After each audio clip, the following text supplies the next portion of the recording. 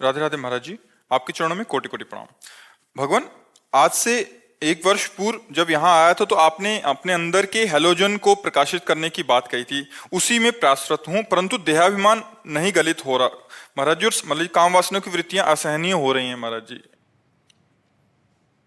खान पान गलत हो रहा है, भजन कम हो रहा है, कुसंग ज्यादा हो रहा है, इसीलिए ऐसा है। अगर हमारा भजन ठीक हो, सात्विक आहार हो, पवित्र जीवन हो, तो गंदी वासनाओं का संस्कार वसात स्फुरण होता है। असहनीय या परेशान हो जाने का मतलब है आप हस्त मैथुन या मोबाइल या गलत बच्चों का संग या किसी स्त्री का आकर्षण संग बिना इसके नहीं हो सकता। आपका कोई कनेक्शन है, उस कनेक्शन को काटिए। कनेक्शन नहीं होता, मन उठा घूमा फिर आ गया, राधा राधा राधा राधा। कनेक्शन है, उसी गली में खड़ा कर देगा, जाके वही क्रिया करवा देगा, मोबाइल में चित्त लगा देगा। कनेक्शन है, कोई गलत कनेक्शन है, कुसंग है, उसको आप देख लीजिए, अंदर देखो। अगर ऐसा नहीं है तो मन केवल उठेगा और शांत हो जाएगा। मन माना पुरुष संस्कारवश काम की वेदना जागृत होती, लेकिन स्फुरण होती और शांत हो जाती। और जब उसको कनेक्शन मिल जाता है, कुछ भी कनेक्शन, कोई भी गंदा चिंतन, चिंतन भी तो कनेक्शन है। वृत्ति और व्यक्ति दोनों कुसंग है। बाहर का व्यक्ति कुसंग है और अंदर की वृत्ति कुसंग है। अगर अंदर ही अंदर गंदी बात का हम चिंतन कर रहे हैं, ध्यायतो विषयान पुंसास संगास्ते सूप जायते संगात संजायते कामा कामात क्रोधो विजायते। क्रोधात भवति सम्मोहा सम्मोहा स्मृति विभ्रमा स्मृति भ्रंशात बुद्धिनाशो बुद्धिनाशात प्रणश्यति। रसेंद्री जब बिगड़ती है ना तो मन परेशान कर देती। रसेंद्री खास परेशान क्यों करेगी जब हम ठाकुर जी को भोग लगा के पाएंगे। ठाकुर जी को भोग लगाते हो? मानसिक अब इतने सिद्ध तो नहीं हो गए कि मानसिक ठाकुर जी को भोग लगा दोगे। प्रगट में पाने के लिए देखो, हम कहीं ना कहीं गलत हैं, आपको मानना पड़ेगा। हम लोग बताया ना, हमने मन की पीएचडी की है, हमने मन को देखा है। अपने खड़े होकर के गंगा जी की धारा में ऐसे रोए हैं, हे भगवान सामर्थ्य दो, आप ही हमारी सामर्थ्य हो, जिससे हमारे मन को शांति मिले। तो हमें रास्ता मिलता गया।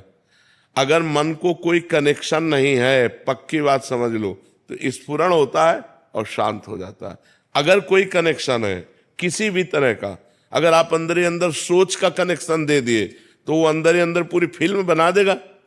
साधारण थोड़ी है, वो अंदर ही अंदर पूरी फिल्म, भोग की फिल्म बना देगा। वो आपको व्याकुल करके भ्रष्ट कर देगा। अंदर और बाहर दोनों के कुसंग से हमें बचना होगा।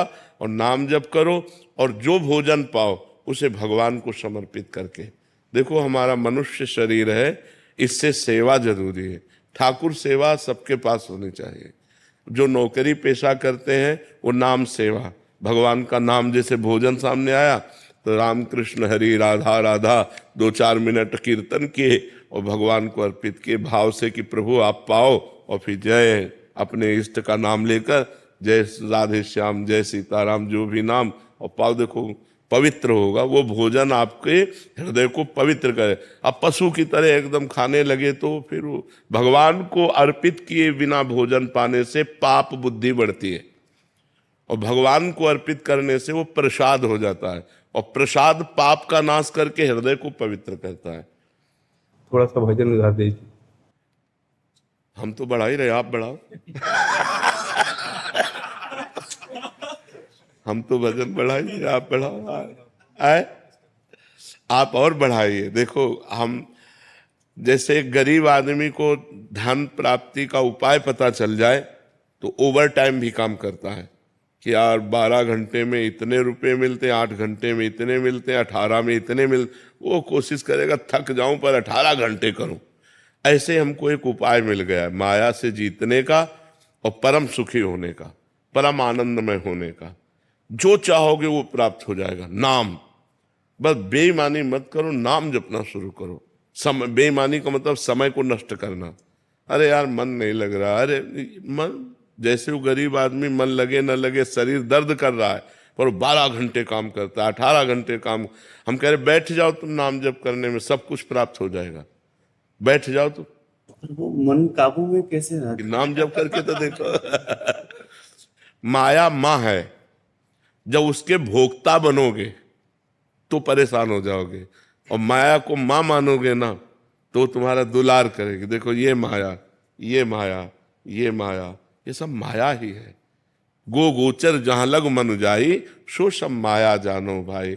अब इसके भोक्ता नहीं, ये माँ हमारा दुलार कर रहे, हम भगवान की चर्चा कर रहे, पवित्र आचरण कर रहे हैं, उसके भोक्ता नहीं बने, माँ है वो हमारी। तो हमें बोले माया बहुत परेशान, हमको बताओ माया क्या परेशान की है? उद्दंडता करते हो तुम और दोष देते हो माया का, गलत आचरण करते हो तुम, दोष देते हो माया का। अगर किसी ने आपको अंदर से संबोधन ना किया हो कि ये गलत है, तो ये कि मुझे पता नहीं था। कोई भी आदमी जब गलत करना चाहता है तो अंदर से वो परमात्मा, वो सदगुरु, वो परम तत्व संकेत करे तुम गलत जा रहे हो, पर उसकी कौन सुनता है? मनमानी आचरण करते हैं और फिर कहते हैं माया बहुत प्रबल है। माया प्रबल नहीं है, तुम्हारे अंदर की जो वासना है उसको रोकने की तुम्हें विवेक नहीं प्राप्त है, तुम्हें बल नहीं प्राप्त है, तो माया प्रबल है। अगर हम नाम जप करें तो नाम महान है कि माया महान है? विचार करो। ऐसी भगवान की माया शक्ति जो भगवान से विमुख है उनका आकर्षण करके भ्रष्ट करती है, और जो भगवान के सम्मुख है नाम जप करते हैं उन्हें माँ की तरह दुलार करती है। तो आप भगवान के सम्मुख हो जाओ, नाम जप करो, पवित्र भोजन करो, पवित्र आचरण करो। अभी देखो आपका हृदय प्रसन्न हो जाएगा, आनंदित हो जाएगा। अब गंदे आचरण करो, गंदा भोजन करो, गंदे लोगों के पास बैठो, गंदा चिंतन करो, तो फिर माया ही माया है, फिर क्या कहना है।